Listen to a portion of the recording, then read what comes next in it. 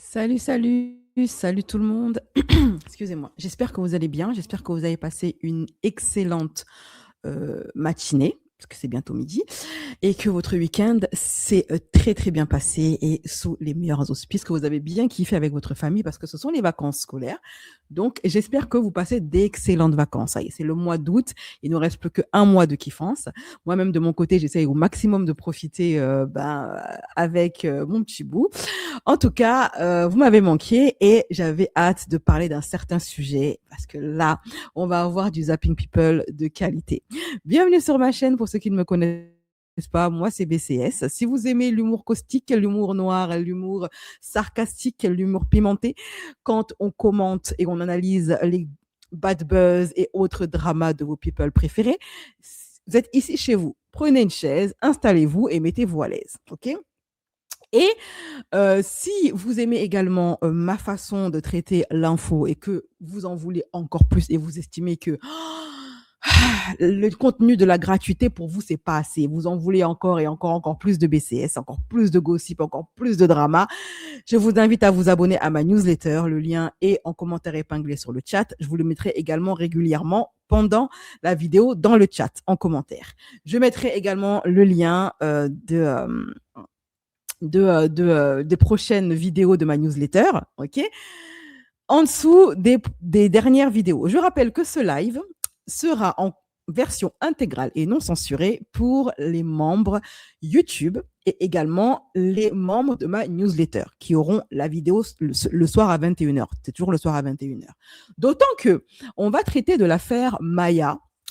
C'est une influence, enfin, une influenceuse rappeuse, ok, qui s'est lancée dans le monde de la musique et qui a décidé de faire une vidéo story time de 9 minutes où elle raconte tout le côté obscur, tout le côté sombre de l'industrie de la musique, toutes les saletés que sa mère et ses autres producteurs lui ont fait faire. Je n'ai pas écouté toute la vidéo, je vais la découvrir en même temps que vous. D'ailleurs, je remercie mon abonné qui m'a informé de ce drama, parce que c'est quand même un scandale. Vous savez, après les affaires Epstein, P. Diddy, R. Kelly, etc., les scandales sont dans le milieu de la musique, ça n'arrête pas, ok? Donc, cette jeune fille a décidé de prendre son courage à deux mains, et elle est très jeune, pour balancer. Sauf qu'elle s'est retrouvée, comme par hasard, internée de force en hôpital psychiatrique juste après sa vidéo. Aka Babe, pour des raisons qui m'échappent, a lancé une campagne de discrédit sur cette fameuse Maya en la traitant de cinglée, de psychopathe, de bipolaire, de schizo, de timbré, etc., etc. Et il nie toute histoire obscure dans le milieu de l'entertainment, ce qui est quand même assez surprenant venant de lui, sachant qu'il a énormément d'infos de ce milieu et il est quand même le mieux placé pour savoir qu'il se passe des choses bizarres là-bas. Pourquoi maintenant il nie? Est-ce qu'il a reçu un biais? Est-ce qu'il a reçu des pressions? Est-ce qu'il a peur? Pourquoi est-ce qu'il se place du côté obscur de la force maintenant, le Akababe? Je ne sais pas trop. Moi, j'ai plutôt tendance à croire ce que va dire cette jeune fille que je vais écouter en même temps que vous, parce qu'il y a d'autres témoignages. Et oui, d'autres personnes du milieu du divertissement, des chanteurs en devenir et autres influenceurs qui ont confirmé tout ce que Maya dit et qui ont dit que ce n'est absolument pas une folle et qu'eux-mêmes ont été confrontés à ça. Et on va écouter les témoignages là ensemble après ce live de Zapping People. Donc, pour pouvoir avoir accès au contenu donc privé, donc le live sur l'affaire Maya, je vais le faire en privé. C'est une vidéo qui va parler de sujets que YouTube n'aime pas, ok, le satanisme, etc., les pactes de sang, machin. Donc, je vais le réserver pour un contenu ultra privé pour les membres YouTube et les membres de ma newsletter. Vous aurez l'intégrale du replay dans ma newsletter ce soir à 21h. Pour ceux qui veulent avoir accès à ce contenu dans son intégralité, n'hésitez pas à vous abonner à ma newsletter. Voici le lien. Aujourd'hui, on a un Zapping People et il y a du lourd, du très très lourd dans ce Zapping People. Donc, le replay du Zapping People en version intégrale et non censurée sera disponible pour les membres YouTube et les membres de ma newsletter, et les autres, vous aurez des extraits. Et quel live! On va parler d'Ayem qui se lance dans le contenu X. Voilà, avec son gigolo là. Ça y est. On peut officiellement dire qu'on a affaire à un couple d'épites. Voilà. Un couple d'épites, voilà. Donc, IM, après nous avoir sorti une histoire farfelue de oui, on essaye de me faire chanter, on a trouvé on m'a filmé à mon insu, des vidéos intimes de moi et de mon gigolo aux yeux bleus, et quelqu'un raconte sa vie. Moi, je vous ai dit dès le départ, il y a de ça à peu près 3-4 jours, cette histoire, moi, je trouve que ça sent le fake. Je l'avais mis sur mon Instagram, ok? Et j'avais dit sur Instagram, moi, cette histoire, je la trouve chelou, je la trouve bizarre. Cette histoire de maître chanteur, de comme quoi, oui, quelqu'un l'a filmé en train de mougou avec son gigolo, et puis il a menace de poster ça sur Internet en échange d'argent. Je vous ai dit, cette histoire-là, pour moi, elle n'a ni queue ni tête. Je n'y crois pas du tout. J'avais mis ça sur Instagram. Ouais, mon post Instagram même. Mon post Instagram, il est ici. Voilà, il date de 4 jours. Et j'avais dit, IM se dit victime d'un maître chanteur qui la menacerait de publier des vidéos intimes d'elle et son gigolo en échange d'argent. Ensuite, j'ai continué. Honnêtement, je trouve cette histoire un peu bizarre. Puis tout le milieu sait à quel point IM est fauchée. Tout le monde sait qu'elle est pauvre. Qui va la faire chanter pour de l'argent? Elle n'a pas d'argent. Donc, je vous ai dit, l'histoire est bizarre. Eh ben, patatras, j'avais raison. En fait, toute cette fausse histoire, eh ben, c'était juste dans le but de teaser le fait qu'elle se lance dans le X avec son gigolo. Voilà. C'est pathétique. C'est pathétique. Quel échec. Quel échec. Non, vraiment, c'est pathétique. Quelle indignité.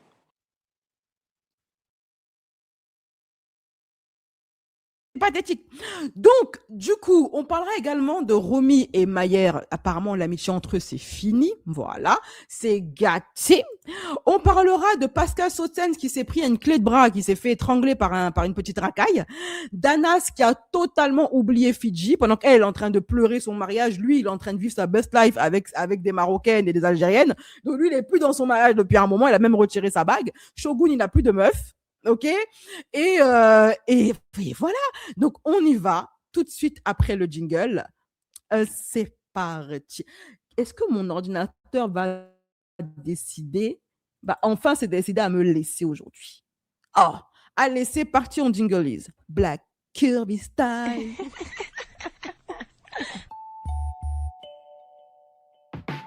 Black Kirby style. Black Kirby style. Black Kirby style. Black Kirby style. Oh. Et oui, c'est moi BCS, la ferrée la plus pimentée, la bouche la plus sale des réseaux sociaux sur le monde du divertissement. Alors, mes chéris, comme ça le vaut bien, cela il va être assez hard, ok, assez pimenté. Donc, ça mérite notre petit rituel habituel. Premièrement, mes chéris, déposez les tabourets.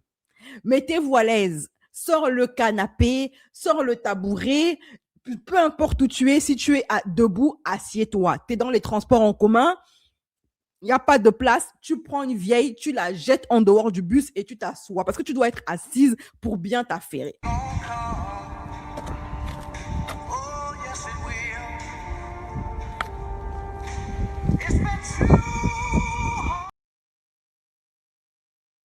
Une fois que tu es bien assise, ma chérie, tu te déshabilles. Peu importe où tu es, si tu finis en garde à vue, c'est pas mon problème. Tu te déshabilles parce que tu es censé avoir toujours un peignoir dans ton sac. Parce qu'à tout moment, je live. Donc, c'est pour ça qu'il faut s'abonner et activer la cloche notification pour être tenu informé à chaque fois que je lance un direct. Donc, tu te déshabilles, peu importe où tu es. Ton patron est devant toi, tu te déshabilles devant lui. OK? Sûrement, tu vas avoir une augmentation. Et tu mets ton peignoir et tes chaussons à poils roses de Yeti. Une fois que ça c'est fait, tu contactes tous les affairés de ton répertoire téléphonique et tu leur dis que BCS est en live. Donc, si parmi les commères, là, il y a ta maman, ton papa, ton cousin, ta cousine, ta voisine, ton frère, ton mari, tes enfants, ton arrière-grand-mère, tous ceux qui aiment mettre leur bouche dans les histoires des people, là, tu les appelles, je leur dis que BCS est en live, ils n'ont qu'à se dépêcher.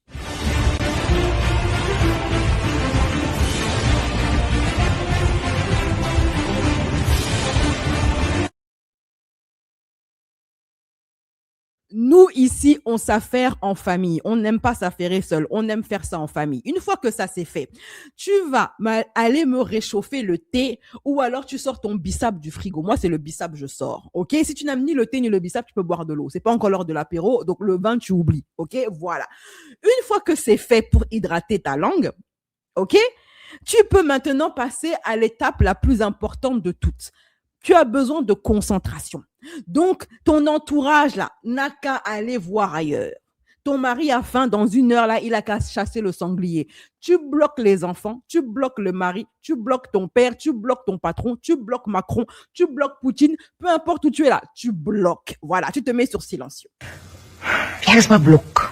Alfea, blok ke Facebook, blok ke WhatsApp, blok ke teleponet, blok ke Instagram, blok ke asal blok. Voilà, maintenant que tu es tranquille, ok, Ashley, maintenant que tu es tranquille, tu peux commencer enfin à lancer les affairages. Alors, premièrement, on va commencer par l'information. Non, on va commencer par une vidéo du jour. Parce que moi, j'aime bien faire des vidéos du jour. J'aime bien faire des infos qui sortent un petit peu du côté gossip. Voilà, des infos qui sont, on va dire, un petit peu édifiantes, qui va nous apporter une certaine culture générale. En général, ce que je poste, ce sont des contenus en rapport avec l'histoire du peuple noir, etc. Mais là, je vais faire les deux. Je vais faire autre chose. Alors, dites-moi, petite devinette avant qu'on entre dans le vif, pour ne pas dire l'anus du sujet. Mes chéris, selon vous, d'où provient cette pancarte? Voilà.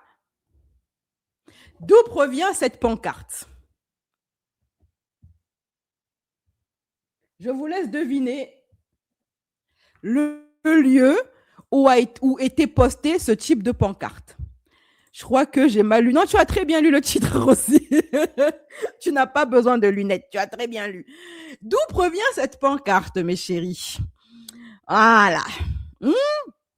Ça vient d'où? Pourquoi est-ce que je parle de ça? C'est parce que c'est bientôt les élections. Hein. Il reste encore quelques mois, presque moins d'1 an avant que les élections présidentielles ne se lancent et qu'encore une fois, on ait affaire à une vague et une déferlante de polémiques sur le voile, sur l'immigration, machin, et puis Marine Le Pen qui est sous bracelet, qui va commencer à faire sa campagne électorale avec Bardella, où ça nous parle à chaque fois de oui, mais si on est raciste, c'est parce que les Maghrébins et les Noirs, eh bien, ce sont des racailles. Voilà. OK? Parce qu'ils ne nous ressemblent pas, ils sont basanés, donc forcément, ce sont des sauvages. Oui, tout à fait, Rosie. Cette petite pancarte des plus mignonnes, interdit aux chiens et aux Italiens.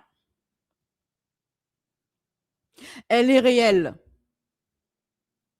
C'est réel, hein, c'est pas un fake, c'est pas une IA, ok? C'est une pancarte qui a été placée dans un commerce français. Voilà. À l'époque de la première vague d'immigration, parce que je rappelle quand même que les premières vagues d'immigration ne sont ni du Maghreb, ni de l'Afrique du Nord, ni de l'Afrique subsaharienne. Elles viennent d'abord en premier lieu d'Europe. Les premiers à avoir immigré en France en vague, c'était des Européens, des Italiens, des Espagnols, etc. Ok, des Portugais. Et ils ont subi exactement le même traitement, je dirais même pire encore que les immigrés africains, Afrique du Nord, Afrique subsaharienne. Ok. À l'époque, comme je vous l'avais dit, je l'avais évoqué très rapidement, ils se faisaient jeter par-dessus les ponts, les Italiens, les Portugais, etc. On parlait à l'époque il appelait ça quoi, le maçon portugais ou je sais pas quoi, que les Portugais, les Italiens, les Espagnols venaient voler leur travail, que c'était des racailles, que c'était des sauvages, qu'ils venaient grand remplacer les Français de souche. Les mêmes discours que les Africains subissent maintenant, les Portugais, les Italiens, les Espagnols l'ont subi. Encore que nous, ça s'est pas encore vu. Même si ça s'applique de fait dans les entreprises, on fait subir beaucoup de discrimination à l'embauche. C'est pas moi qui le dis, ce sont des chiffres qui le disent, les études qui le disent. Donc, il y a encore beaucoup de discrimination à l'embauche. Mais eux, à l'époque, c'était sans filtre. Ils se cachaient même pas. Ils mettaient des panneaux où il comparait les Italiens à des chiens. Et il leur interdisait l'accès à certains commerces, à des bars, à des restaurants, etc. Pourquoi est-ce que je poste ça? C'est parce que tout simplement, aujourd'hui, ces mêmes descendants d'Italiens, Portugais, etc., etc., qui ont subi un racisme crasse, une discrimination sans nom, ils étaient à l'époque la raison de tous les maux de la France. Ils se sont fait rejeter. Ce sont ces mêmes aujourd'hui et pourtant ils sont blancs de peau, hein, voilà. Ce sont les mêmes, ils sont de blancs de peau, chrétiens et européens. Et pourtant ils se faisaient rejeter par les Français. Okay? Et aujourd'hui, ce sont ces mêmes personnes et leurs descendants qui font subir aux Africains et aux Maghrébins ce que eux-mêmes ils ont subi. Et il y a de ça pas si longtemps que ça, hein. 60, 70 ans, c'était pas si vieux que ça. OK? Ce sont ces mêmes maintenant, les brimades, les injures, les accusations, la haine qu'ils ont subi et qu'ils ont oublié parce qu'ils sont passés entre les mailles du filet. À quel moment ils ont eu la paix? C'est quand des personnes plus foncées de peau qu'eux ont débarqué en France. Avant ça, ils se faisaient quick dans les rues, jeter la Seine.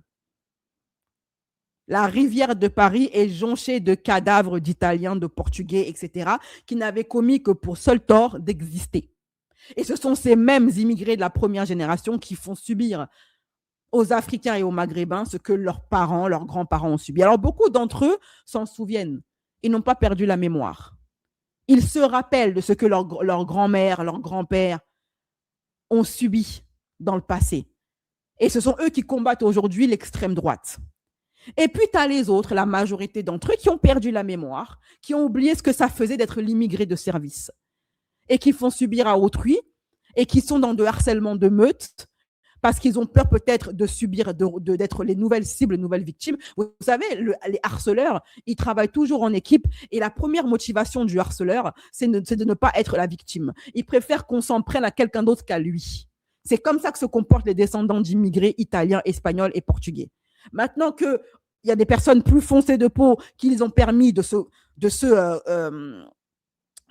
camoufler, voilà, d'entrer dans le décor, ils se disent que je vais être plus royaliste que le roi, je vais être plus raciste que le raciste, au cas où il y a une petite marche arrière. Sachez, ces gens, messieurs et mesdames qui votaient RN, parce que c'était une de mes abonnées qui m'avait dit un jour en live, et je me souviendrai toujours de ce qu'elle m'avait dit. Elle m'avait dit, BCS, les plus racistes en France ne sont pas les Français de souche. Ce sont les immigrés espagnols, les immigrés italiens, les immigrés portugais. Et le jour où elle m'a dit ça, j'ai fouillé.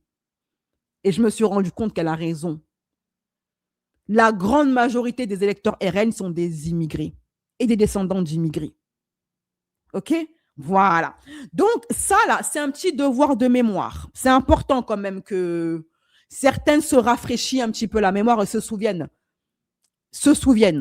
OK? Voilà. Alors, autre chose, un truc un petit peu plus ludique. On va jouer un petit jeu, mes chéris. OK? Voilà, ce tableau. Ce tableau, dites-moi qu'est-ce qui vous inspire. Décrivez-moi ce tableau. Voilà, je vais vous le mettre un peu plus en 4K. Voilà. Donc là, sur ce tableau-là, il y a une femme noire des îles aux côtés d'une femme blanche. OK? Elles sont dans des îles, c'est pas en France, c'est pas en Europe. Et vous voyez donc ce tableau. Je vous le mets en version agrandie pour que vous puissiez me dire, vous, qu'est-ce que ce tableau vous inspire?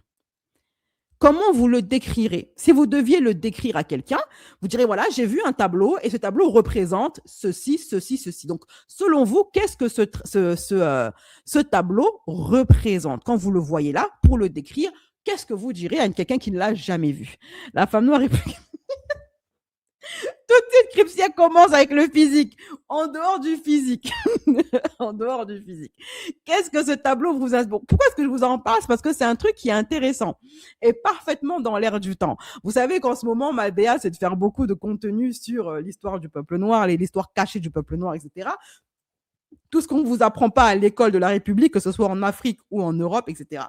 Donc, je veux quand même que ensemble, je vais avoir la curiosité de voir ce que vous inspire ce tableau avant de vous le décrire.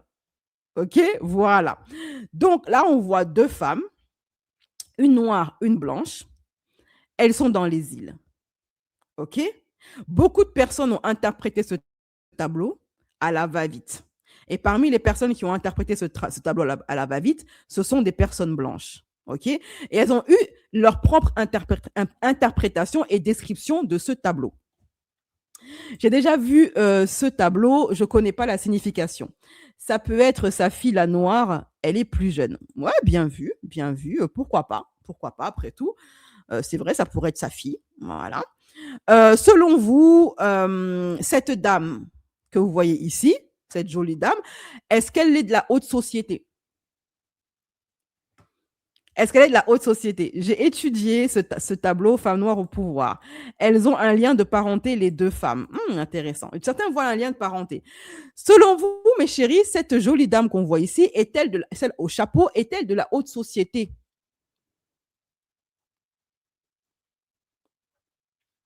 Est-elle d'une famille noble, d'une famille privilégiée? Quand vous la voyez là. Elle semble assise. Hein. Ouais, elle est assise. Il y a une chaise, elle est assise. Rosie, elle dit, elle n'a pas l'air d'être de la haute société.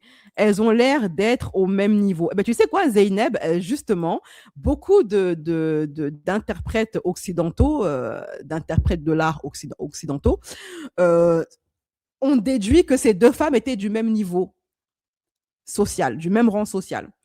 Et d'ailleurs, ce tableau n'a pas de titre. Son auteur, c'est un Allemand. Alors, je vais vous donner son nom. Parce que les Allemands, ils ont toujours des noms compliqués là.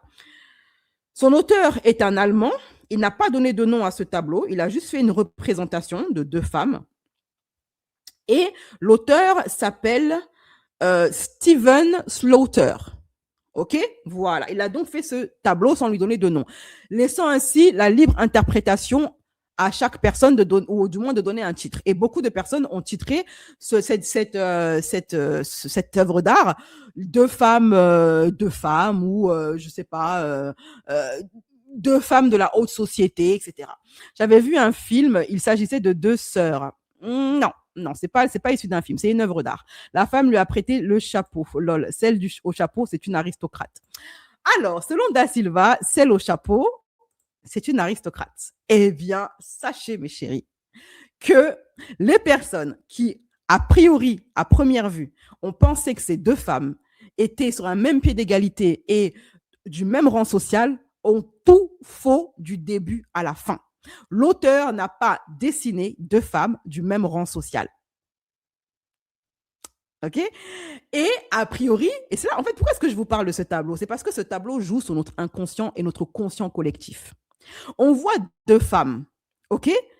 La première chose que les gens vont se dire, noir, blanc, maghrébin, asiatique, peu importe l'origine, la première chose qui va venir en tête aux gens, et moi ça a été mon cas quand j'ai vu ce tableau, avant d'en avoir l'analyse profonde à travers les vêtements, etc., on se dit la blanche est au-dessus de la noire. Parce que dans notre inconscient et conscient collectif, les blancs sont au-dessus des noirs, surtout à cette époque. OK? Tout de suite, on se dit, on a affaire à une maîtresse et son esclave. C'est là où on comprend comment le travail colonialiste a été tellement ancré dans l'ADN de l'humanité à travers les représentations. Et c'est pour vous montrer comme on est à l'ère de l'image, on est à l'ère du... comment dire ça, de la représentation. Avec des images, on peut raconter n'importe quel mensonge. Et on peut endoctriner avec des images. Au point où les choses qui semblent évidentes et sauter aux yeux sont complètement perverties. Là, ce que les gens vont se dire, on a affaire à une maîtresse et son esclave. Pourquoi? Parce que dans le narratif colonialiste et esclavagiste, la race noire est inférieure, est une race d'esclaves, une race de soumis, une race inférieure, et les blancs ont toujours dominé les noirs. Donc, automatiquement, elle ne peut pas être d'une basse classe et elle ne peut pas être d'une haute classe. C'est forcément maîtresse et esclave. Sauf que la réalité, elle est tout autre. Elle est tout autre. Et cette réalité, elle est bel et bien existante. Ce tableau est récent. Ce n'est pas un tableau qui date, ce type d'œuvres d'art sont récentes. OK? Voilà. Et en réalité, il s'agit d'une maîtresse et de sa servante. La noire est la maîtresse et la blanche est la servante. Elle a une esclave blanche et celle de la haute société, c'est la noire. Quand tu regardes plus, et ce que j'aime dans ce tableau, il a bien fait de ne pas donner de titre à ce tableau, pour laisser les gens, en fait, se rendre compte à quel point ils sont matrixés par le mépris de la race noire. Il a bien fait de ne pas donner de titre à son truc. Et laissez les gens, laissez votre cerveau vous montrer qui vous êtes en réalité. Et montrer aux Noirs l'image qu'ils ont d'eux-mêmes et aux Blancs l'image qu'ils ont d'eux-mêmes et des autres. Et de leur place dans la société. Ce tableau-là, ce sont des représentations réelles. OK ? Voilà, il y avait véritablement dans les îles des personnes noires qui avaient des possessions et qui détenaient des servantes et des servants blancs. Des blancs ont été des esclaves des noirs. Eh oui! Eh oui! Eh oui! Et donc, qu'est-ce que tu vas me dire? Mais à quoi tu vois que elle, c'est la noire, la maîtresse, et puis la blanche, l'esclave, à leur tenue? Et c'est là que tu vois l'importance du détail. L'importance du détail. Et c'est en ça que l'auteur a été magistral, a été d'une intelligence redoutable. Il a montré dans les détails laquelle des deux est au-dessus de l'autre. Premièrement, le diadème qu'elle porte là, avec des bijoux, des diamants, etc. Le collier qu'elle porte vaut une fortune. OK? La dentelle qu'elle porte, la noire, vaut une fortune. OK? Là, elle tient une orange. Ce qui veut dire, et elle regarde, déjà tout même dans la posture des personnages, montre qui est dominante et qui est dominée. Là, on voit la noire déjà qui regarde le spectateur droit dans les yeux. Alors que la blanche détourne le regard. OK? Ensuite, là, la noire, elle tient l'orange comme si l'orange lui appartenait. Donc, on voit que c'est elle qui possède l'oranger. À l'époque de Louis, ce tableau date de l'époque de Louis XIV. À l'époque de Louis XIV, à Versailles, les oranges étaient un fruit. Aujourd'hui, c'est entré dans le quotidien de tout le monde, ça vaut que dalle. Mais à l'époque, à Versailles, c'était un mets de choix. L'orange coûtait très cher. Et il fallait avoir de l'argent pour pouvoir s'en procurer. Donc, seuls les agriculteurs qui cultivaient de l'orange étaient riches à souhait. Et on voit que l'orange lui appartient à la dame noire. Ce qui veut dire qu'elle est la fille, soit elle est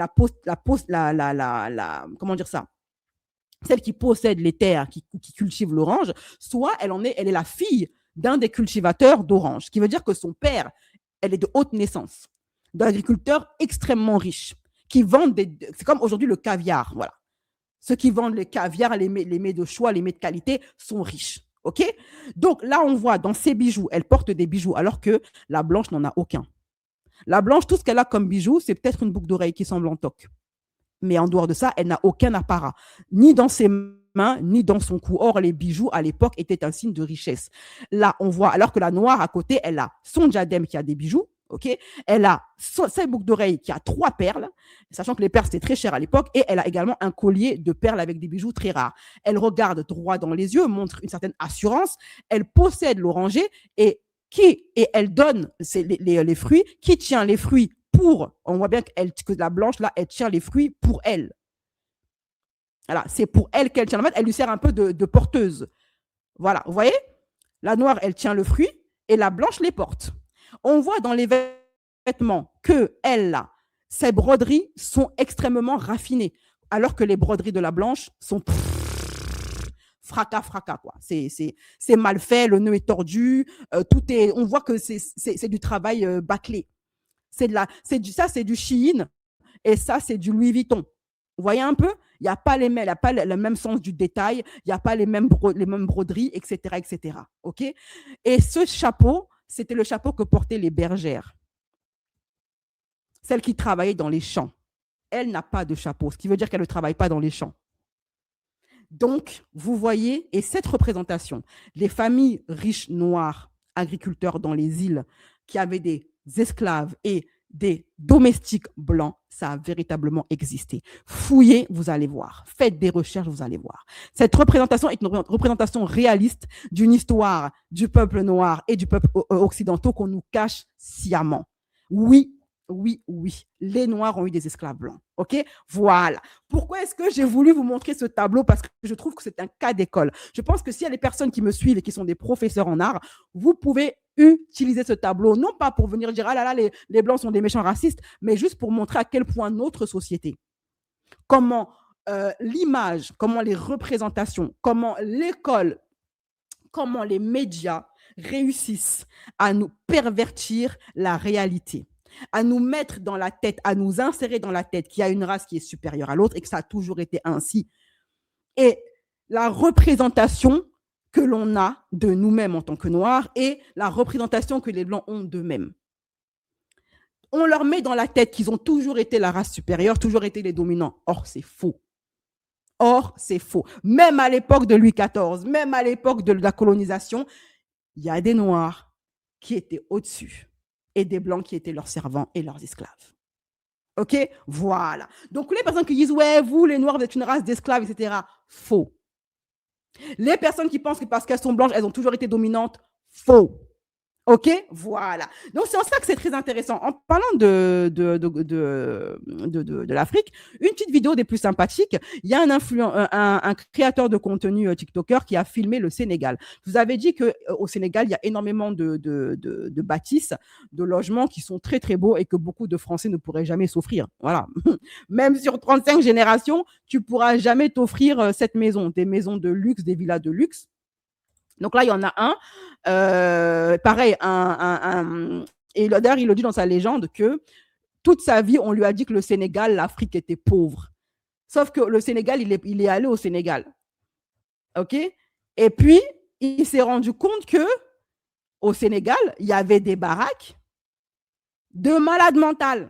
Des baraques que nous-mêmes, là, ici en France, on ne pourra jamais s'offrir. Même en cumulant 50 000 emplois. OK? Alors, je vous mets ça ici. La baraque, elle est magnifique. Pour ceux qui pensent que ouais, l'Afrique, elle est arriérée, l'Afrique, elle n'est pas avancée, machin. Regardez dans quoi vivent les Sénégalais.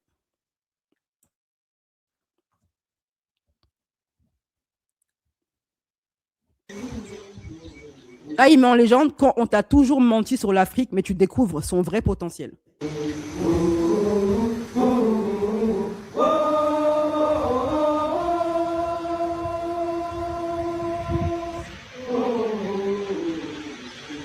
Tu vois, vous avez vu la baraque un peu? Est-ce que vous avez vu la baraque? Je vous la mets en 4K. Est-ce que vous avez vu la baraque? T'es mal la baraque. Moi, je rêve de vivre là-dedans. Et c'est le Sénégal. Avec une piscine, l'océan, la mer en face. C'est juste magnifique. Voilà. Magnifique. Bienvenue au Sénégal. Bienvenue en Afrique, le continent des pauvres où ne règne que la maladie et le sida. Voilà. Combien de Français peuvent s'offrir cette baraque? Combien de Français peuvent s'offrir cette baraque? Je n'en connais pas beaucoup. OK? Voilà. À part les 5%, j'en connais pas beaucoup. Petite mention honorable pour un Burkinabé qui retape des vieilles motos, OK? Et qui en fait des motos électriques. Ce jeune Burkinabé que vous voyez en haut transforme des vieilles motos des années 90 de moteurs thermiques en des motos 100% électriques. Sans trop tarder, je vous invite à regarder cette vidéo jusqu'à la fin. Une moto P50 des années 1990 métamorphosée. Le moteur à essence est remplacé par une propulsion électrique avec une touche de modernité qui allie confort et résistance. Et son concepteur, le voici. Amidou Kaboré, un ingénieur en électricité. Le carburant est devenu quelque chose de très précieux et très coûteux. Donc, qu'est-ce qu'il faut faire? Il faut revaloriser certaines choses et tenir compte du coût de la réalité du terrain. Donc, ce qui nous a amené à souvent étudier un peu le cours des choses. Et nous avons dit, pourquoi ne pas modifier les choses que les gens ont tendance à jeter et qui peuvent nous servir. Voilà. Donc, je trouve que on a énormément de génies en Afrique et on les met pas assez en avant. Donc voilà, moi j'en profite. Je profite de ma chaîne YouTube pour les mettre en avant. Voilà. Donc pour ceux qui disent ouais les Africains, oui vous êtes des idiots, vous savez pas vous développer, vous êtes machin. Voilà un homme qui a utilisé son cerveau pour retaper des anciennes motos et en faire des motos électriques. Nickel. Franchement, en termes de business, je trouve ça très intéressant. En plus, c'est du recyclage et c'est très bon pour l'environnement. Voilà, c'est très écolo-friendly ce qu'il a lancé comme business. Ça permet donc de recycler des vieilles motos qui avaient été abandonnées, qui auraient peut-être pu moisir sur place, pourrir sur place, et puis peut-être, je sais pas moi, empoisonner les terres. Lui, il les retape et il en fait des motos beaucoup plus modernes, électriques, dans l'air du temps. Nickel, franchement nickel, ok, voilà. Alors, maintenant qu'on a fini avec nos petites vidéos du jour, on va passer maintenant à nos gossips. On va commencer par le gossip le moins intéressant. Vous connaissez les bails. Shogun. Voilà, Shogun qui n'a plus de femme. Il vient de se faire larguer par l'amour de sa vie. Vous connaissez les bails. Hein. Allez, c'est parti. Les derniers gossip en vue. Les derniers gossip,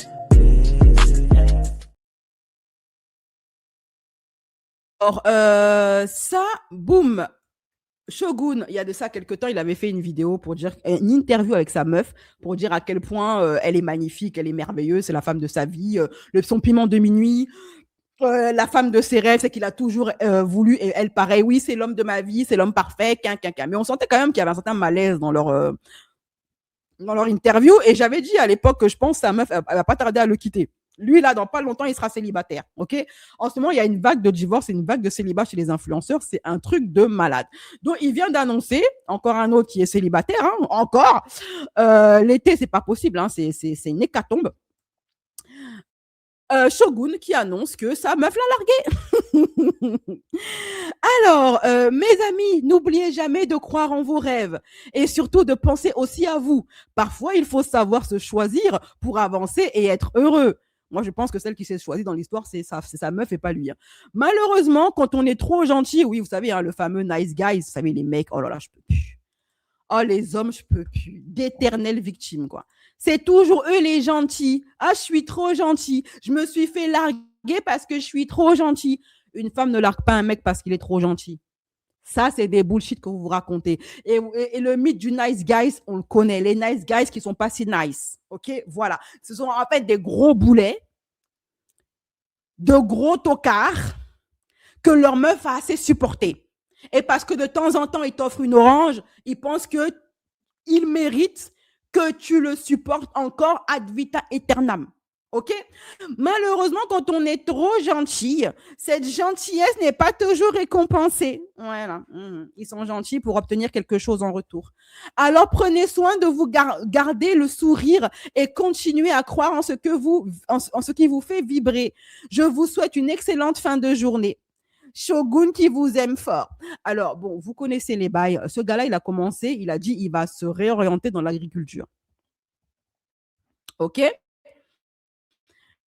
On n'entend plus parler. Maintenant, il continue à faire des live TikTok où il gratte des sous. Voilà. Le mec, il hurle toute la journée. Du matin au soir. Des fois, il est dans mes pour toi, il est tard la nuit. Il est en plein live. Quelle femme va supporter un mec comme ça? Toi, tu es là, tu es au chômage. Tu rapportes que chi au couple, sûrement celle qui devait tout financer. Et au lieu d'être là au quotidien, au moins de l'aider dans les tâches ménagères, au moins de l'aider par rapport aux petits, au moins d'essayer de trouver des petits boulots pour la soulager, le mec, il passe ses journées en live en train de crier, en train de hurler dans les oreilles des gens pour faire la manche. Quelle femme peut respecter un homme comme ça? Un homme pauvre, au chômage, et qui gagne sa vie en faisant la manche. Je trouve sa copine l'a assez supporté. Et il y est du matin au matin.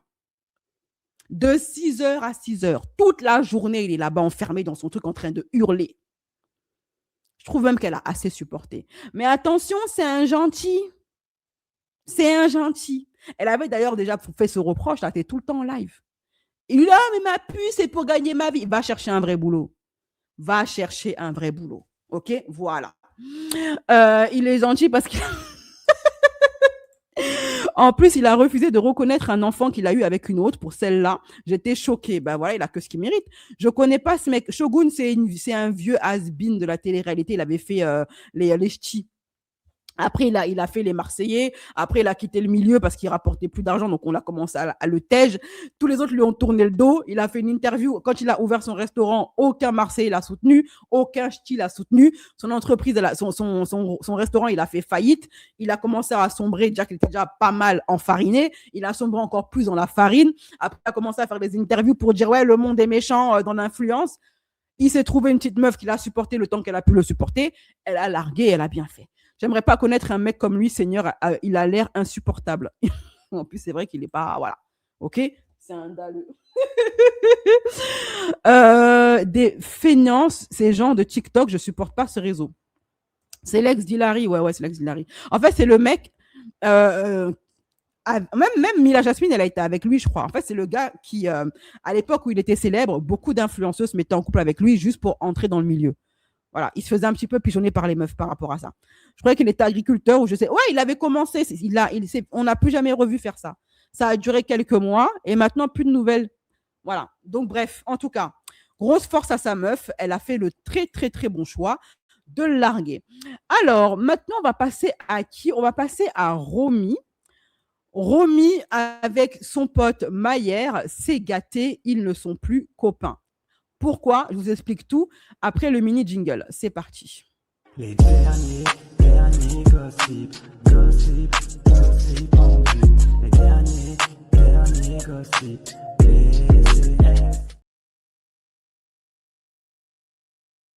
Pourquoi c'est gâté entre eux? Maya, en fait, c'est le gars avec qui elle était collée comme jamais. Ils sont amis, hein. Il n'y a pas de romance, de ce que j'ai compris, il n'y a pas de romance entre eux. Ils étaient potes dans Secret Story et ils sont restés potes après Secret Story, ok? Sauf que lui, là, le Maillère, son ex-petite amie, les gens l'accusent et je comprends vraiment pas pourquoi, parce que de ce que j'ai écouté, j'ai rien entendu de négatif. Les gens l'accusent, l'ex-petite amie de Maillère, d'avoir dénigré, d'avoir tenu des propos dénigrants envers Romy. Ça parlait même carrément de propos racistes. Hein. Voilà. Bon, moi, j'ai pas réussi à retrouver particulièrement des vidéos. J'ai beau chercher, j'ai pas trouvé de vidéo où je l'entends tenir des propos racistes. J'ai retrouvé par contre une vidéo d'elle où effectivement elle parle de Romy. Les gens disent que ouais, elle est cisra, elle compare Romy à un homme, quelqu'un.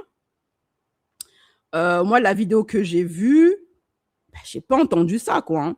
Au contraire, elle disait qu'elle aimait bien Romy, machin. Et c'est quelqu'un qui lui a dit, ouais, mais Romy, elle ressemble à ils ont sorti un influenceur noir. Et elle a répondu, ben, vu que c'est un homme qui est riche, c'est limite un compliment pour Romy de lui ressembler. Donc, j'ai pas vraiment vu. Vous savez que je suis la première à dénoncer la négrophobie. Donc, si c'était vraiment négrophobe, j'aurais été la première à défoncer la nana. Mais je n'ai pas du tout compris la polémique sur l'ex de Maillère. OK? Mais en tout cas, ce que je peux vous dire, alors la vidéo, elle arrive. Ce que je peux vous dire par contre, c'est que Maillère, cette fille-là, il était avec elle quand il était à Paris. Après ça, ils ont rompu. OK, ils se sont quittés. Lui, il est resté collé à Romy tout le temps. Ils faisaient des interviews ensemble, tout le temps ensemble. Voilà, donc voici un extrait d'interview où les gens prétendent que l'ex de Maillère, il avait dit du mal de Romy. Alors ça, voilà, je ne suis pas du genre à entrer dans les dramas, encore moins à répondre, mais je pense que ce qui s'est passé autour de mon live d'hier soir est complètement sorti de son contexte. les fausses accusations et tout ce qui s'en est suivi, je ressens aujourd'hui le besoin de prendre la parole. C'est trop facile d'inventer des rumeurs sur les réseaux sociaux, c'est vrai. À aucun moment je n'ai dénigré cette femme en parlant de Romy. Mon erreur a été de lire à voix haute un commentaire dans le chat, ce qui a entraîné une vague de embêtement envers moi, mais aussi envers mon ami qui n'a pourtant strictement rien dit durant ce live. Jamais je me permettrai de critiquer le physique d'une femme, surtout en sachant d'où je viens moi-même. Je tiens à présenter mes excuses à Romy si tout cet engouement a pu la blesser. Ce n'était absolument pas mon intention, mais il faut aussi le dire. Vous avez déformé les faits. Vous avez réussi à créer une polémique là où il n'y en avait pas.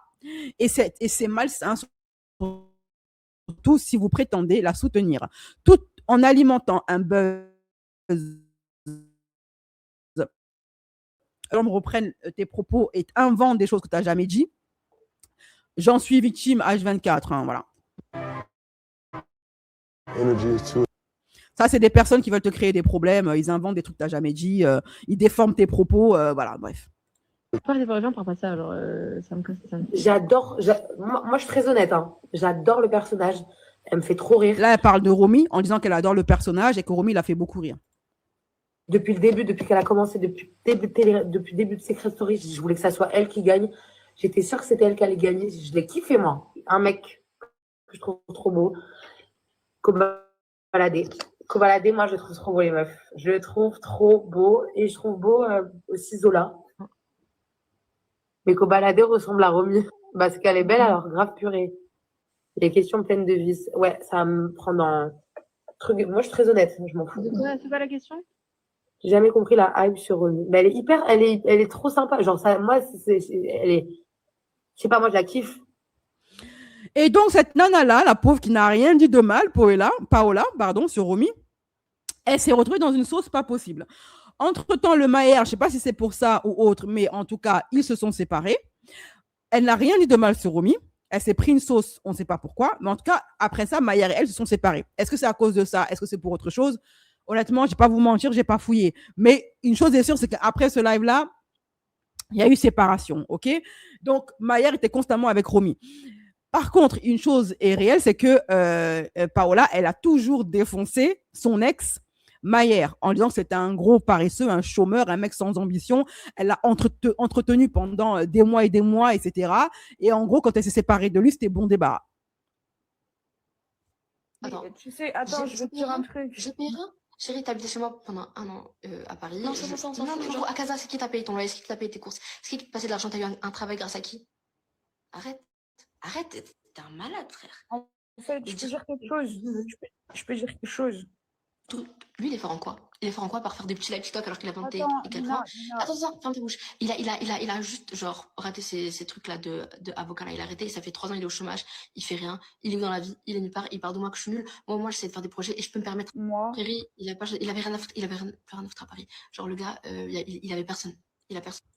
Voilà. Donc, la seule personne qu'elle a défoncée, Paola, c'est son ex. Elle a le droit de défoncer son ex. Hein. Voilà, c'est ça, son histoire d'amour. Voilà, si elle a envie de le défoncer, elle le défonce. Si elle a envie de raconter, elle raconte pas. Elle raconte, si elle n'a pas envie de raconter, elle raconte pas. Bref, la seule personne que, effectivement, je l'ai vue dénigrer, à tort ou à raison, moi, je suis pas dans leur couple, c'est effectivement Maher. Mais elle a jamais rien dit de mal.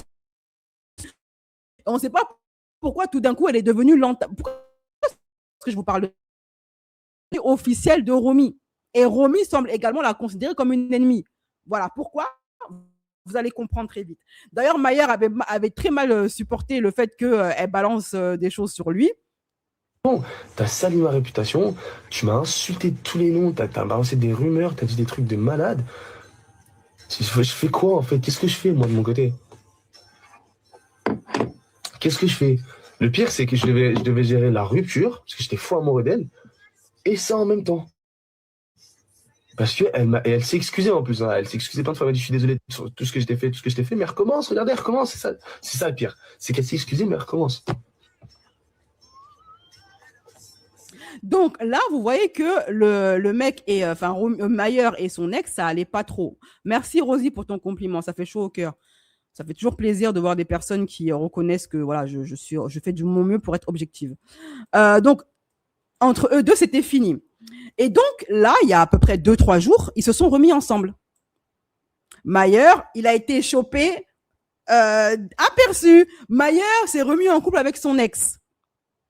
L'ex qui avait été décrété par les internautes comme l'ennemi de Romy. OK? Et une grosse raciste. Alors que c'est complètement faux. Mais bref, c'était son étiquette. Donc, quand les gens ont su que Mayer, qui est le BFF de Romy, toujours collés ensemble, comme fiac et chemise, quand elle-même, Romy, ça a été remonté à ses oreilles que Mayer s'est remis avec son ex qui est soi-disant négrophobe et qui a soi-disant dénigré Romy, elle l'a mal pris. Les internautes l'ont mal pris. Et Romy elle-même l'a mal pris. Elle a commencé à dire que elle et Mayer, c'est fini, l'amitié, c'est fini. Il est retourné avec mon ennemi. L'ami de mes ennemis sont mes ennemis. Franchement, j'ai trop fait pour lui. C'est un faux type, c'est un faux ami. Bref, elle a fait vidéo, elle qui parle très peu, vidéo sur vidéo pour parler de son goumin amical avec Mayer. Que comme il est retourné avec son ex, qui est négrophobe, qui m'a insulté, c'est plus mon ami, je lui ai donné trop de gaz, je regrette, Fouf! Je suis triste. Si je vous dis que je suis triste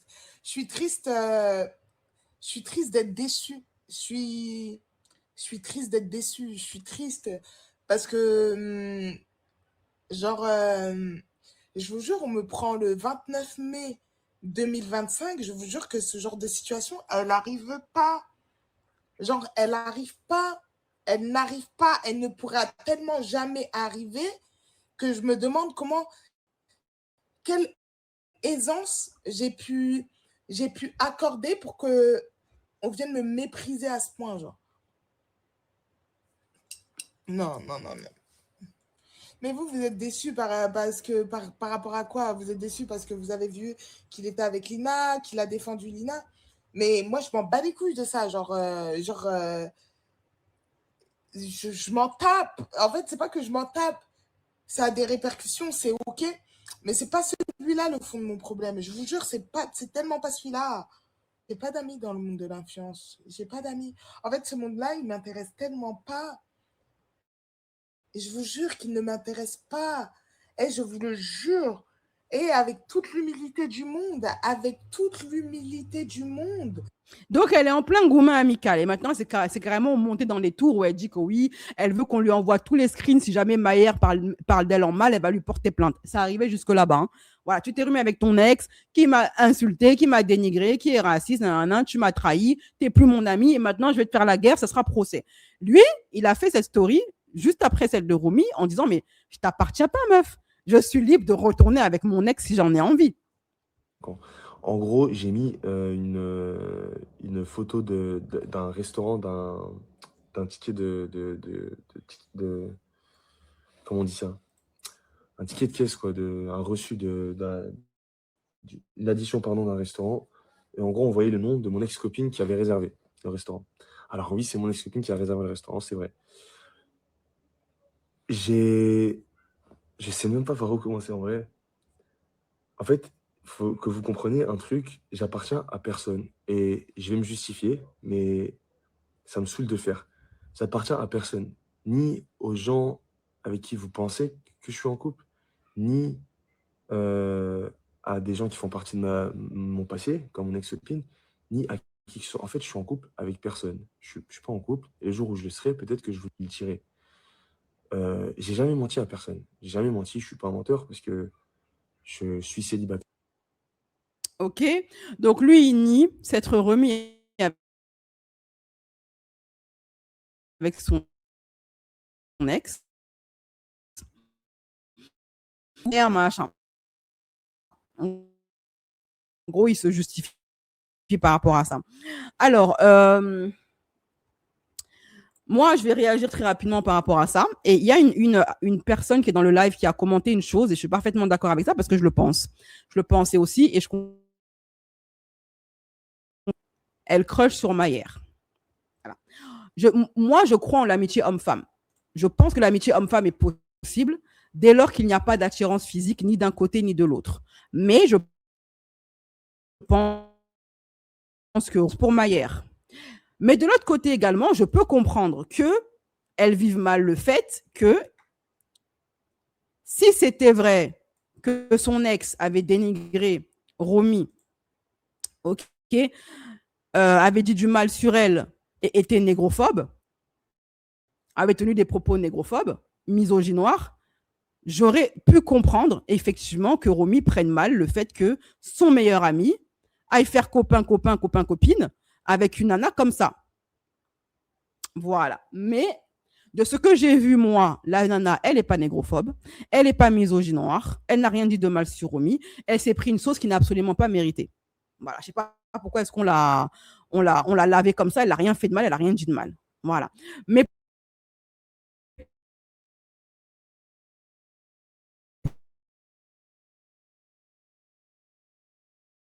pour autant, Romy trouve toute cette histoire totalement immature. Voilà. C'est des gros gamins. Si elle a un problème avec son pote, elle prend son téléphone, elle l'appelle, elle lui dit ce que tu as fait là, j'aime pas. Voilà. Je vois pas pourquoi cette histoire, elle en est arrivée à ça. Deuxièmement, Romy se comporte avec Mayer comme si c'était sa possession, comme s'il lui appartenait. Ce n'est pas. Voilà. Il t'appartient pas. Tu n'as pas à faire des. Donc maintenant, il doit rester collé à elle toute sa vie. Et il ne peut pas se mettre avec une autre nana. Il ne peut pas vivre sa vie comme il veut. Les amitiés bancales. Vous savez, quand une copine ou un pote à toi, il est beaucoup trop possessif, en général, il devient toxique.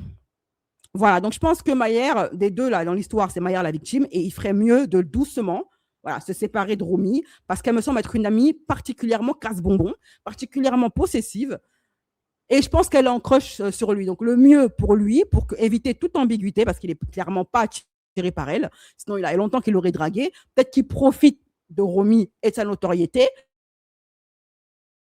Il a maintenant assez de buzz. Je pense qu'il est temps maintenant qu'ils se séparent. Les amitiés, c'est comme ça. Hein. Ça va, ça vient.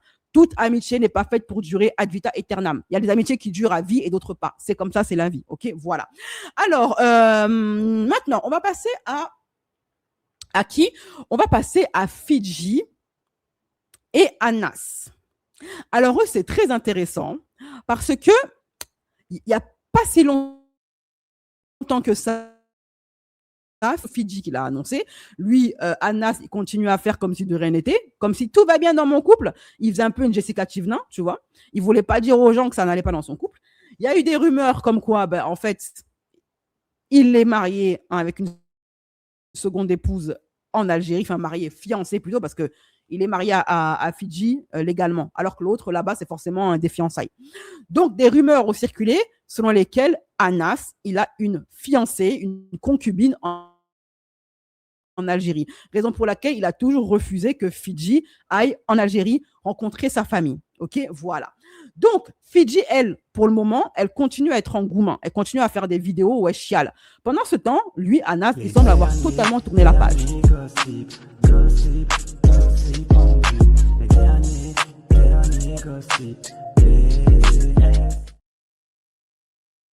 Donc là, c'est une vidéo de Fidji qui est là en train de dire j'ai mal, je souffre, j'ai beau être matinale, mais j'ai mal. Oui, le monde est injuste et qui découvre que le divorce existe.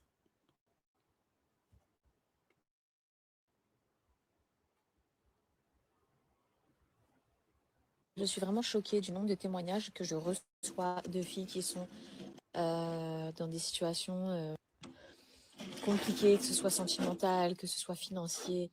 Alors, niveau sentimental, les filles, vous êtes tellement nombreuses à vous confier sur les situations que vous avez vécues pour me conseiller, etc. Franchement, ça me choque. J'ai l'impression qu'il y a plus de gens célibataires, divorcés, sous enfants, que de gens.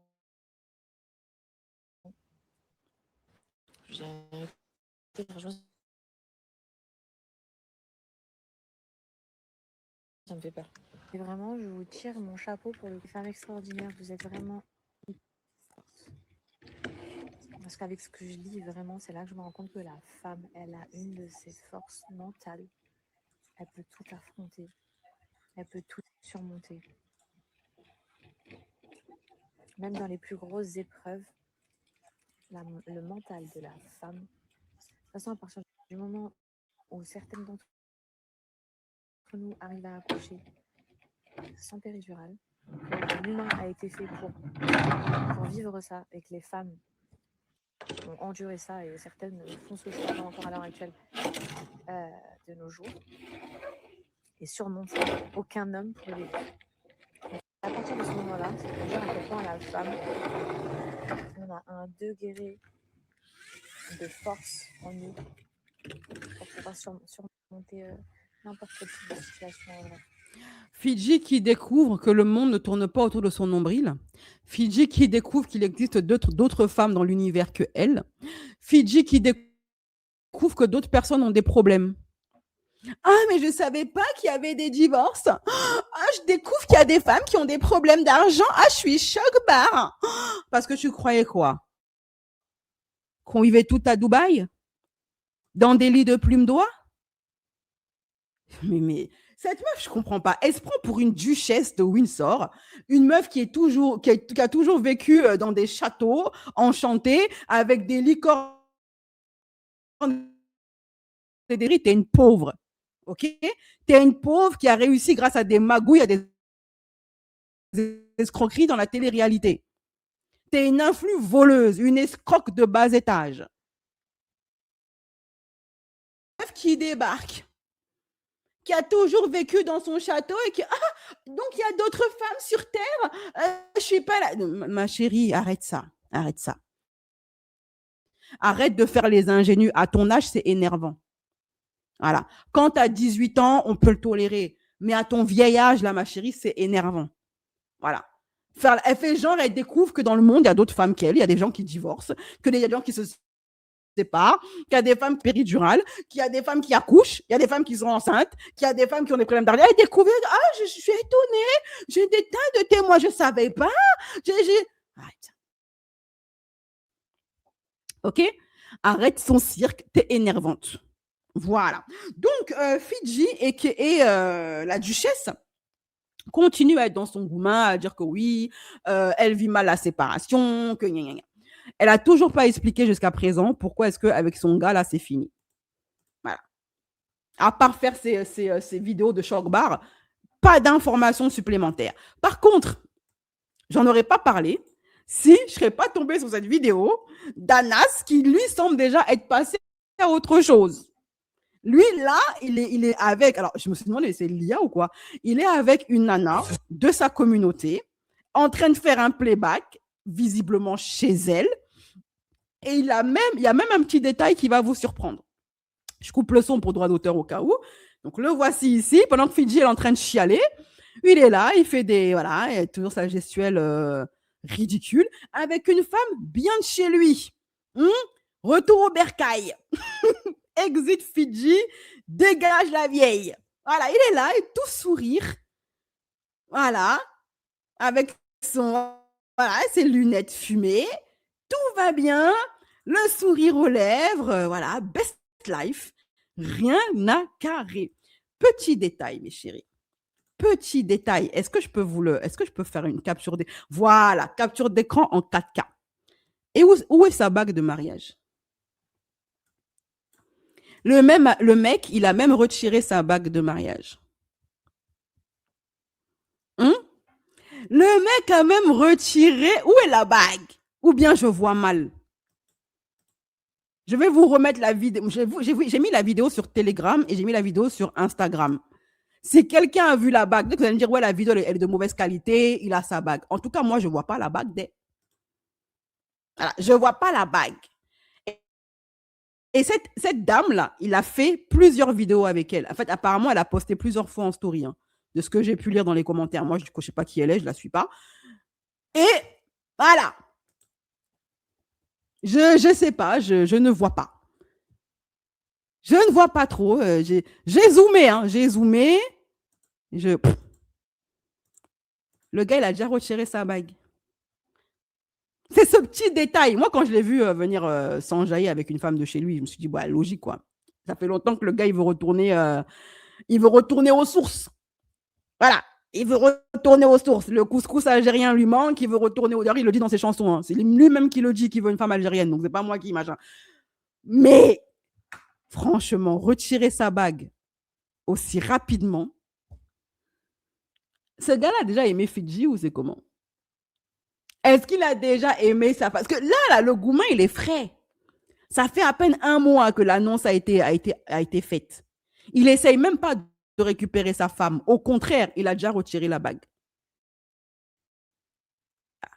Cette vidéo, elle est récente, hein, c'est pas un vieux truc. Voilà, c'est un truc qui vient d'être posté sur les réseaux. Pas de bague, ni sur la première main, ni sur la deuxième. Il n'y a rien. C'est pas un effet d'optique, il n'y a plus rien. Je vous laisse maintenant spéculer, mes chéris. Anas était-il bien avec Fidji, comme on le pense tous, pour son argent, pour profiter de sa notoriété, pour percer dans le rap dans lequel il n'a jamais percé, etc. Ou est-ce qu'il était amoureux de Fidji? Moi, honnêtement, là, j'en doute. Un homme, quand il se fait larguer, en plus par sa femme, qu'il est censé aimer, avec qui il a eu une belle aventure, hein. Ça lui prend un certain temps, il va essayer de la récupérer, il va faire semblant de pleurer, de se mettre à genoux, il va avoir Goumin, il va commencer à insulter les femmes. Bref, tu vois quand même que le gars, il a mal. Lui, non seulement il n'a jamais fait de vidéo pour vraiment s'expliquer sur cette histoire, en plus de cela, il retire sa bague très rapidement, exit Fidji un peu rapidement. Moi, je doute qu'il ait aimé Fidji, honnêtement. C'est un michto, exactement comme le mec d'Ayem. Je dirais 50-50. Ok. Moi, Où est Charlie? Il a déjà jeté la bague. C'est une infirmière. Ok. Moi, je trouve ça un petit peu culotté, Marina, et un peu irrespectueux envers Fidji, sachant que les rumeurs courent comme quoi il a une femme en Algérie, comme quoi il veut retourner avec une femme algérienne, avec une femme de chez lui. Venir faire des vidéos comme ça, intimistes, story sur, parce qu'il n'a pas fait qu'une seule, hein, ils en ont fait plusieurs de stories, les deux là, ensemble. Story sur story avec une femme de chez lui, sans sa bague, le sourire aux lèvres, en train de chanter comme s'il n'était pas en train de divorcer. Moi, je trouve ça, c'est irrespectueux envers Fidji. C'est un manque de respect total. C'est quoi? C'est pour confirmer les rumeurs? Asseoir l'humiliation de Fidji, comme quoi elle est cocu? Comme quoi son mec, il en a marre d'une Française, il veut une femme de chez lui? Sans la bague en plus? Moi, je trouve ça irrespectueux, honnêtement. Il a juste pigeonné Fidji pour l'argent. En tout cas, peut-être qu'il n'y a plus rien à gratter chez Fidji, c'est pour ça que maintenant il se barre. Hein. Je ne sais pas. Hein.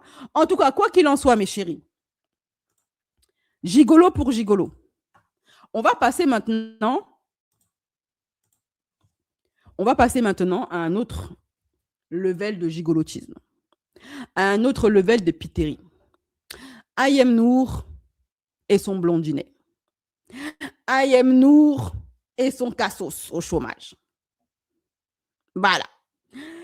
Pourquoi est-ce que j'en parle? J'étais tranquillement assise, en train de vaquer à mes occupations.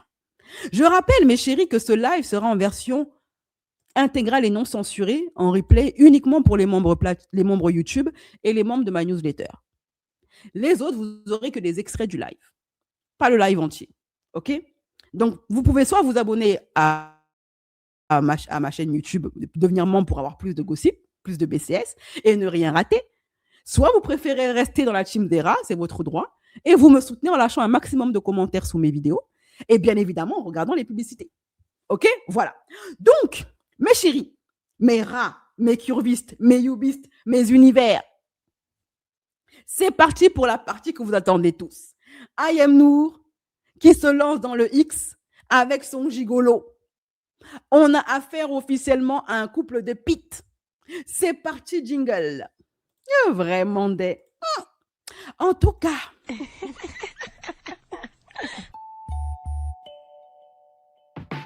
Black Kirby style, Black Kirby style, Black Kirby style, Black Kirby style.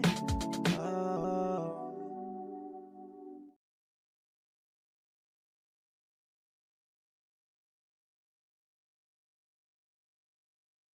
J'ai complètement oublié, avant de vous faire kiffer, Pascal Sautens, qui s'est pris un étranglement de la part d'une jeune racaille, alors qu'il était...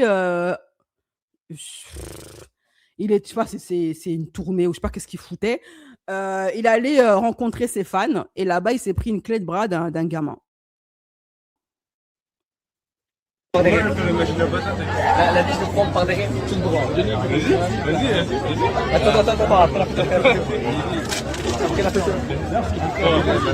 Attends. Attends. Au suivant. Oui. Photo. Merci. Wesh, il s'amuse, là. C'est Pascal, le petit frère, qui est là maintenant.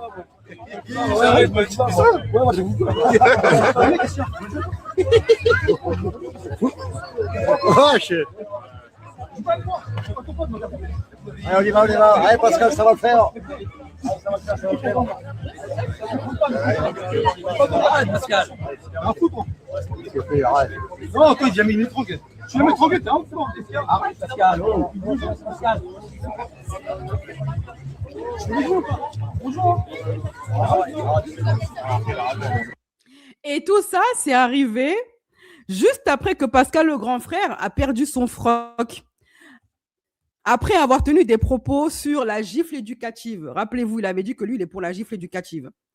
Quand il s'est pris un gros coup de pression, les associations de protection de l'enfance, il a retourné sa veste en disant que non, mais moi, je suis pas pour la gifle éducative, c'était juste une métaphore. Moi, je suis pas pour la violence faite aux enfants, Et juste après ça, tu as une petite racaille qui vient lui faire une clé de bras, ensuite un étranglement, face caméra, devant tout le monde, en l'appelant le Pascal, le petit frère. C'est pas lui qui a dit ça, mais c'est quelqu'un qui est en train de filmer. OK? Et là, le mec, il est en train de le bouler. Coup de pied.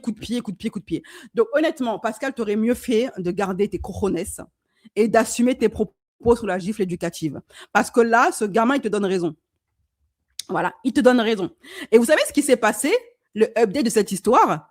Qui s'est mangé une plainte pour violence? C'est Pascal. Des associations de protection de l'enfance, ils ont porté plainte contre Pascal, le grand frère, pour violence faite sur mineur. Alors que le mineur qui se permet de venir étrangler un adulte, le gars, tu le connais pas, c'est pas ton père, c'est pas ton pote, tu viens, tu l'étrangles, et lui, que dalle. Le gamin, on le protège. Ce qu'il a fait, le gamin, il a tort du début à la fin. Il n'a pas raison dans ce qu'il a fait, le gamin. Qu'il apprécie Pascal ou pas, il n'a pas à étrangler les gens. Mais vous savez, on vit à l'époque de l'enfant roi. L'époque où on n'a rien droit de dire aux gamins. Eux, ils peuvent se permettre de nous insulter, de nous manquer de respect, de nous étrangler, de nous violenter, de nous frapper, nous voler, nous braquer. Mais eux, il ne faut rien leur dire, hein. Surtout pas de fessées, surtout pas de brimades. Attention, il faut faire attention à leurs émotions. Ils sont dans leur tempête émotionnelle, etc. Ce gamin, il mérite une bonne gifle. Dans un monde normal, il se serait pris une bonne gifle. Mais vous savez, on n'est pas dans un monde normal. On est dans l'époque de l'enfant roi. Les gamins, ils ont tous les droits. Regardez maintenant jusqu'à où ça vient. À une époque, à quel moment un enfant aurait eu le courage de faire ça à un adulte? Et quand je parle à l'époque, je parle de la France. Hein. Parce que oui, il fut une époque avant l'ère industrielle où les Blancs, les Français, éduquaient leurs enfants comme des Africains. Okay? Les mêmes aujourd'hui qui nous traitent d'arriérés étaient les mêmes qui sabattaient leurs gosses pour ce genre de choses. OK?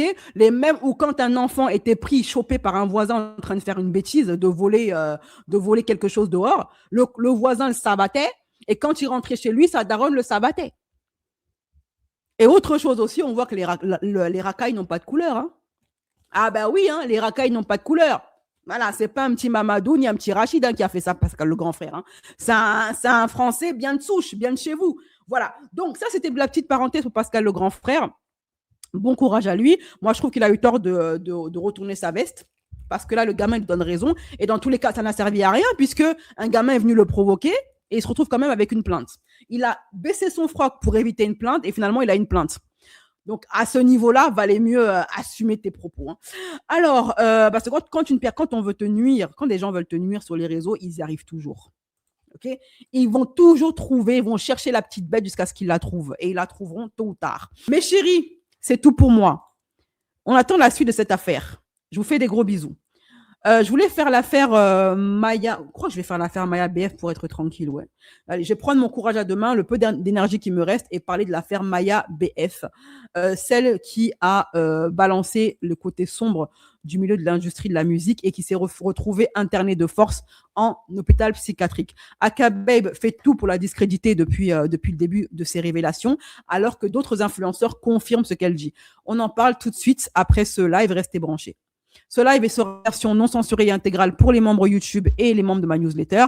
Les membres de ma newsletter, vous aurez accès au replay de la vidéo sur Maya. Et la team Ubist qui ont pris un abonnement YouTube, vous aurez accès au live, au direct sur l'affaire Maya. Si vous voulez avoir plus de contenu BCS, n'hésitez pas à vous abonner soit sur YouTube, soit dans ma newsletter. Le lien sera mis en dessous de la vidéo. Allez, bisous.